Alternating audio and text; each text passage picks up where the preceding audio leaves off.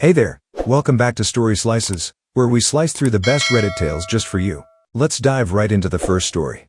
The first one is the Tittle story, and it starts like this. I never thought I'd have to defend ownership of my own vacation cabin, but that's exactly what happened last summer. It all started when I decided to take a much-needed getaway to my little slice of paradise in the mountains.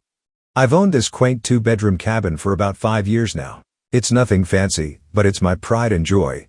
A cozy retreat nestled in the pine trees with a view of the lake. I saved for years to be able to afford it, picking up extra shifts and side gigs to scrape together the down payment. The mortgage payments aren't always easy, but it's worth it for the peace and relaxation I get when I'm up there. As I pulled up the gravel driveway that Friday afternoon, I was already feeling the stress melt away. The familiar scent of pine needles and wood smoke filled the air. Birds chirped in the trees and a cool breeze rustled through the leaves. I breathed a deep sigh of contentment as I grabbed my duffel bag from the trunk and headed up the steps to the front porch. That's when I noticed something odd. There was a car I didn't recognize parked off to the side of the cabin. Had some hikers gotten lost and stumbled upon my property? I shrugged it off, figuring they'd probably just stopped to rest or get their bearings. But as I approached the front door, I heard noises coming from inside. The clatter of pots and pans, footsteps moving around, muffled voices. A chill ran down my spine. Someone was in my cabin.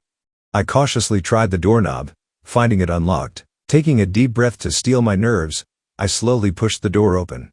"Hello," I called out hesitantly. "Is someone in here?" The noises abruptly stopped. After a moment of tense silence, a woman's voice rang out from the kitchen area. "Who's there? This is private property." I blinked in confusion. Was this person seriously trying to claim my cabin as their own? "Excuse me, but this is my cabin," I replied, stepping further inside. "I think there's been some misunderstanding. I'm the owner." A middle-aged woman with an aggressively styled blonde bob haircut emerged from the kitchen, hands on her hips. Her eyes narrowed as she looked me up and down. "And just who do you think you are?" she demanded. "I'll have you know I purchased this cabin fair and square last week. Now get out before I call the police for trespassing." I gaped at her, momentarily rendered speechless by the sheer audacity. Was this some kind of prank? "Ma'am, there's clearly been a mistake," I said, trying to keep my voice calm and reasonable. "I've owned this cabin for 5 years. I have all the paperwork to prove it. I think you may have the wrong address." The woman's face twisted into a scowl. "Don't you ma'am me, you little liar. I know for a fact that I bought this place. Now leave immediately or I'm calling cop." At that moment, a man who I assumed was her husband came out of the bedroom. He was a meek-looking fellow with thinning hair and glasses who seemed deeply uncomfortable with the whole situation. "What's going on, Karen?" he asked nervously. Ah, so her name was Karen. Somehow that seemed fitting. "This criminal is trying to steal our new vacation home," Karen shrieked, jabbing a finger in my direction. "Call the police, Harold." Harold hesitated, glancing between his irate wife and me. Are you sure about this, dear? Maybe we should hear him out." "Now, Harold," Karen snapped. I held up my hands in a placating gesture. "Please, let's all calm down and talk this through rationally. There's no need to involve the police. I can show you my deed and—" "I don't want to see your fake documents," Karen interrupted. "I know what I bought. Now get out of my house this instant." She stormed over to me and actually tried to physically shove me back towards the door. I stood my ground, my patience quickly evaporating. "Stop that," I said firmly. "I'm not going anywhere. This is my property and you are the ones trespassing. Now please gather your things and leave before this escalates further." Karen's face turned an alarming shade of red. "How dare you? Harold, call cop right now. Tell them an unstable man has broken in and is threatening us." Harold fumbled for his phone, looking deeply conflicted. I could see he had doubts about his wife's claims, but seemed too cowed to stand up to her. "Sir, please don't file a false police report," I warned him. "That's a crime. I'm telling you, there's been a mistake. I am the legal owner of this cabin." "Don't listen to him," Karen shrieked. "Call now or I'll do it myself." I sighed heavily, realizing the situation was beyond reasoning. "Fine. Call the police. I welcome it, in fact. They can verify that I'm the rightful owner and sort this mess out." Karen smirked triumphantly. "Ha, we'll see about that. The police will haul you away in handcuffs, you delusional squatter." As Harold nervously dialed 911, I calmly took a seat in my favorite armchair and pulled out my phone. I had a feeling I'd need backup documentation, so I logged into my bank account and pulled up records of my mortgage payments. I also texted my realtor to ask her to email me a copy of the deed, just in case. Karen paced around the living room like a caged tiger, alternating between glaring daggers at me and yelling at Harold to make sure the police understood the urgency of the situation. I tuned out her ranting and focused on gathering evidence to prove my ownership. After what felt like an eternity but was probably only about 15 minutes, we heard the crunch of tires on gravel outside. Karen's eyes lit up with malicious glee. "Finally, you're going to get what's coming to you now," she sneered at me.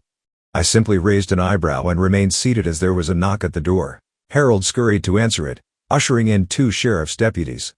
"Oh, thank goodness you're here, officers," Karen cried dramatically. "This unstable man broke into our new vacation home and is refusing to leave. Arrest him immediately." The deputies glanced at me sitting calmly in the armchair, then back at the agitated Karen. "Ma'am, please calm down," one of them said. "We need to hear both sides of the story. Sir, can you tell us your version of events?" I nodded and stood up. "Of course, officers. My name is Name, and I'm the legal owner of this cabin. I've had the property for 5 years now. I arrived today to find these people had broken in somehow. When I tried to explain the misunderstanding, the woman became hostile and threatening. I suggested they leave, but they refused and called you instead. I have documentation proving my ownership if you'd like to see it." The deputies nodded. "Yes, we'll need to see that paperwork. Ma'am, do you have any documentation showing you purchased this property recently?" Karen faltered for a moment. "Well, I must have left it at home, but I know I bought this place. The seller said it would be vacant and ready for us to move in." "And who was this seller?" the deputy asked. I don't recall his name offhand," Karen muttered. "It was an online listing." The deputy's expression grew skeptical. "Ma'am, did you actually complete a real estate transaction and receive a deed, or did you just see an online rental listing?" Karen's face flushed. "Well, we paid a deposit to reserve it for the week. The listing said it was for sale too, though. I just assumed." The deputy sighed. "It sounds like you may have fallen for a scam, ma'am. Vacation rental fraud is unfortunately common these days. Scammers will steal photos and details of real properties to create fake listings." "No, that's impossible," Karen protested. "I know what I paid for." "Officers, if I may," I interjected, pulling out my phone. "I have records here of my mortgage payments for the past 5 years. I can also show you emails from when I purchased the property. And my realtor is sending over a copy of the deed as we speak." The deputies reviewed my documentation carefully. After a few minutes, one of them nodded. "Everything appears to be in order, sir. This cabin is indeed legally registered to you." Karen's jaw dropped. But that can't be right. We paid good money for this place." "Ma'am, how much did you pay exactly?" the deputy asked. $500 for the week," Karen mumbled. The deputy raised an eyebrow. "And you thought that was enough to purchase an entire cabin?" "Ma'am, I'm sorry, but you've been scammed. That was clearly just a fraudulent vacation rental listing, not a legitimate sale." Karen's face crumpled as the reality of the situation finally sank in. Harold awkwardly patted her shoulder. "I tried to tell you it seemed too good to be true, dear," he said softly. Karen whirled on him. "Oh, shut up, Harold. Why didn't you stop me?" "Ma'am, sir, I'm going to need you to gather your belongings and vacate the premises," the deputy said firmly. "You're trespassing on private property." But where are we supposed to go?" Karen wailed. "We drove 5 hours to get here. All the hotels will be booked by now." I felt a twinge of sympathy despite myself. As frustrated as I was by this ordeal, I could understand their disappointment at having their vacation ruined by a scammer.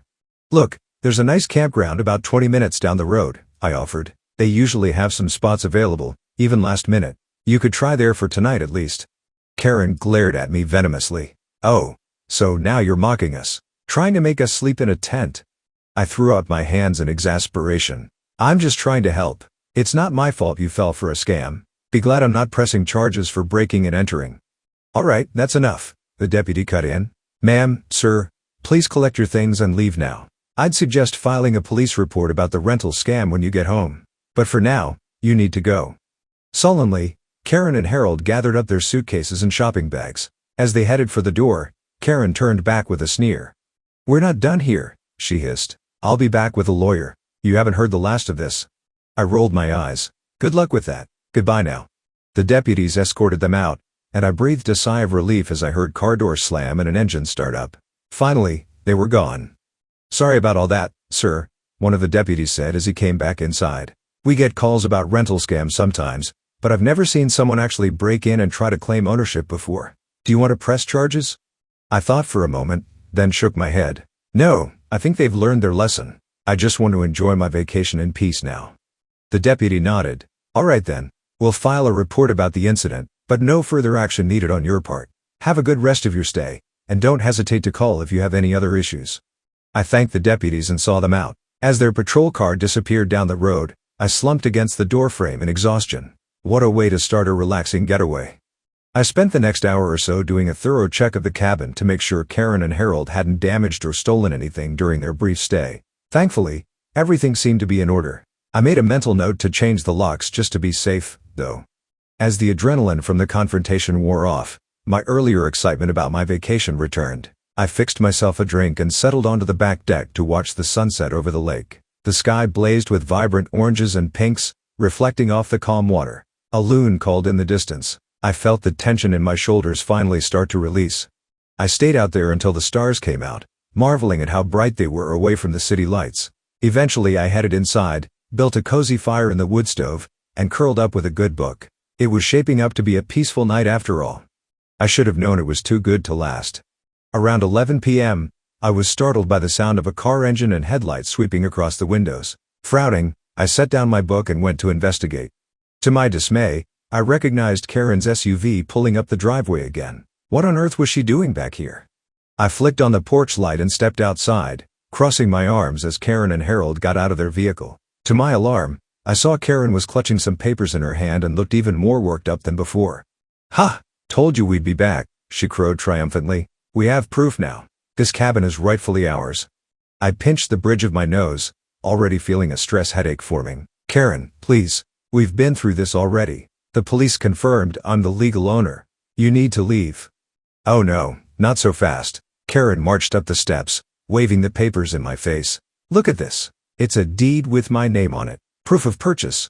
I skeptically took the paper she was thrusting at me. Even in the dim porch light, I could immediately tell something was off. The document was clearly printed on regular printer paper, not official letterhead. The formatting looked amateurish, with multiple fonts used haphazardly. And strangest of all, the official seal at the bottom was just a low-resolution clipart image. I had to stifle a laugh. "Karen, this is obviously fake. Did you seriously print this out at a Kinko's or something? This wouldn't fool a child, let alone hold up in court." Karen's smug expression faltered. "What? No, it's real. The nice man at the copy shop helped me make it look all official and everything." I gaped at her. "Are you admitting to forging legal documents now? Because that's a felony, you know." Harold tugged nervously at his wife's sleeve. "Dear, maybe we should go." Karen shook him off. "No. I won't let this crook steal our dream vacation home. It's ours fair and square." I'd had enough. "Karen, Harold, I'm giving you one last chance to leave peacefully before I call the police. Again. And this time I will press charges for harassment and trespassing." "You can't do that," Karen shrieked. "We have a deed. We're the rightful owners." "A clearly forged deed that would get laughed out of any courtroom," I countered. "Now leave. I won't ask again." Karen's face twisted with rage. To my shock, she suddenly lunged forward and tried to shove past me into the cabin. "It's our house. You can't keep us out," she yelled, clawing at me. I blocked the doorway, struggling to fend off her flailing arms without actually hurting her. "Stop it. You're assaulting me now." Harold wrung his hands helplessly. "Karen, please. This has gone too far." But Karen was beyond reason at this point. In her manic state, she grabbed a potted plant from the porch railing and hurled it at the window. The terracotta pot shattered against the glass, spiderwebbing it with cracks. That was the last straw. I retreated inside and slammed the door shut, immediately dialing cop. "Hello? Police? The trespassers from earlier today are back. They're vandalizing my property and tried to physically force their way in. I need help right away." I could hear Karen screaming and pounding on the door as I spoke to the dispatcher. There was another crash. It sounded like she'd thrown something else at the window. "Stay inside and don't engage with them," the dispatcher advised. "Officers are on their way now." I paced anxiously by the window, watching Karen continue her tantrum on the porch while Harold ineffectually tried to calm her down. After what felt like an eternity but was probably only about 10 minutes, I saw the welcome flashing lights of a patrol car coming up the road. The same two deputies from earlier jumped out, quickly assessing the situation. They approached Karen and Harold cautiously. "Ma'am, step away from the door and put your hands where we can see them," one ordered firmly. Karen whirled to face them, eyes wild. "Oh, thank God you're here. Arrest this man. He's stolen our cabin." The deputies exchanged weary looks. Ma'am, we've been over this. You don't own this property. Now you're trespassing and vandalizing. You need to leave immediately or you'll be arrested. But we have a deed now, Karen protested, waving her fake document. Look. The deputy took one glance at the paper and shook his head. Ma'am, this is clearly fraudulent. Did you create this yourself? Karen's face fell. Well, the copy shop man helped. So you're admitting to forgery as well, the deputy said grimly. Ma'am, turn around and put your hands behind your back. You're under arrest for trespassing, vandalism, assault, and forgery. What? No. Karen tried to bolt, but the deputies quickly caught and cuffed her. She continued to shriek and struggle as they led her to the patrol car. Harold stood by helplessly, looking shell-shocked. The second deputy turned to him. Sir, were you involved in the forging of this document or the vandalism? Harold shook his head vehemently. No, sir. I tried to talk her out of coming back here. I'm so sorry about all this. The deputy nodded. All right, you're free to go then, but I'd advise you to leave the premises immediately. The property owner may still choose to press charges against you for trespassing. Harold nodded meekly. Yes, sir, I understand. I'll go now. As Harold slunk back to his car, I cautiously emerged from the cabin. The deputy who'd handcuffed Karen approached me. Sorry about all this, sir. We'll need to take a statement from you about what happened tonight. Do you want to press charges? I sighed heavily, running a hand through my hair. Part of me wanted to throw the book at Karen after all the stress and property damage she'd caused, but mostly I just felt drained and wanted this whole ordeal to be over with. To be honest, officer, I mostly just want to salvage what's left of my vacation, I said. If I don't press charges, will you still be able to keep her away from my property? The deputy nodded. We can issue a no trespass order that will be in effect for a year. If she violates that, she'd be arrested immediately. We'll also be charging her with the forged document regardless. I thought it over for a moment, then nodded. All right, that sounds fair. I won't press additional charges as long as she stays away for good this time. Very well, sir. We'll need you to fill out some paperwork for the no trespass order, and we'll want to document the property damage for our report. I spent the next hour giving my official statement and showing the deputies the damage to the window and porch. They took photos and got all the details sorted out. By the time they finally left, it was nearly 2 a.m. and I was utterly exhausted. I collapsed into bed, hoping to finally get some rest. But my mind kept racing, replaying the insane events of the day. How had a simple weekend getaway turned into such a nightmare? I tossed and turned for hours before finally drifting into a fitful sleep. I was awakened far too early by my phone ringing. Groggily, I fumbled for it and saw it was my neighbor, Bill. Hey there, sorry to wake you, Bill said when I answered. Just wanted to give you a heads up. There was quite a commotion at your place last night. Police cars and everything. Is everything okay? I groaned, scrubbing a hand over my face. Yeah, thanks, Bill. Just had a run-in with some trespassers. It's all sorted now. Glad to hear it, Bill replied. Let me know if you need anything. Oh, and you might want to check your mailbox when you get a chance. Saw some official-looking letter in there yesterday. That got my attention. Really? Huh. Wonder what that could be. Thanks for letting me know. I'll take a look. After we hung up, curiosity got the better of me. I threw on some clothes and headed out to check the mailbox, wincing at the bright morning sunlight. Sure enough, there was a thick envelope with an official county seal on it. My stomach dropped as I tore it open, fearing some kind of legal notice related to the Karen debacle. But as I scanned the contents, my eyes widened in disbelief. It was a notice that a nearby parcel of land, 50 acres of pristine forest bordering my property, was going to be auctioned off by the county due to unpaid taxes. My mind raced with the possibilities. That land would be an incredible addition to my little slice of paradise. I could expand the trails, maybe build a guest house, but the auction was set for next week. Could I even pull together the funds that quickly? I hurried inside and fired up my laptop, determined to figure out a way to make this work. As stressful as the past 24 hours had been, I couldn't help but feel a spark of excitement. Maybe this vacation would turn out to be life-changing after all, just not in the way I'd expected. The next few days were a whirlwind as I researched everything I could about the property and worked to secure financing. I reached out to my bank about a home equity loan and started gathering all the necessary documentation.